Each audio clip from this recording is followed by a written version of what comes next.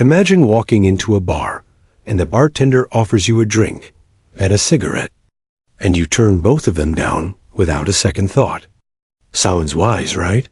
A man who knows exactly what he wants and exactly what he doesn't. But what this man said next revealed something so unexpected, so deeply human, that the bartender saw straight through his entire life in a single sentence. Stay with me until the very end, because the lesson hidden in this short story might be the most important thing you hear all week, and it could quietly change the way you raise your kids, treat your friends, or even how you live your own life. One quiet evening, a man walked into a bar and took a seat at the counter. The bartender, friendly as always, slid over and offered him a cold drink to start the night.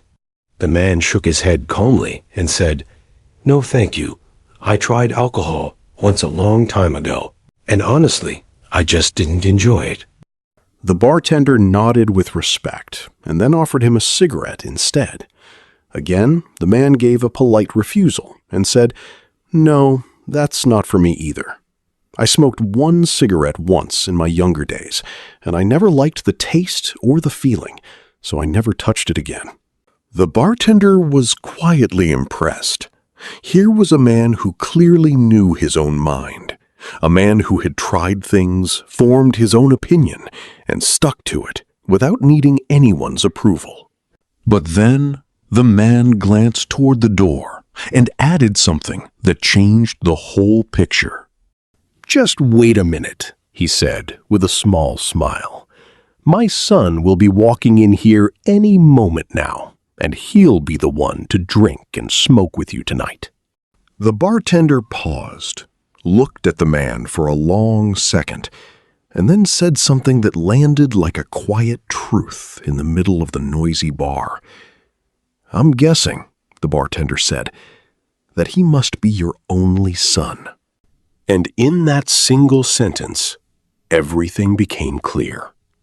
A man who avoided every vice for himself somehow expected his one and only child to carry every habit he had personally rejected, as if his son existed to live out the very things he had walked away from. Here's the truth this little story quietly hands us. So many people protect themselves from harm, from bad habits, from pain and poor choices. Yet without realizing it, they push those very same things onto the people they love the most.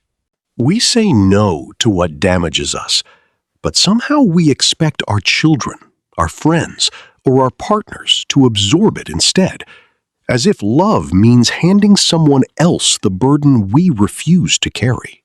Real wisdom isn't just knowing what's bad for you. It's caring enough to wish that same protection for the people around you, especially your own family.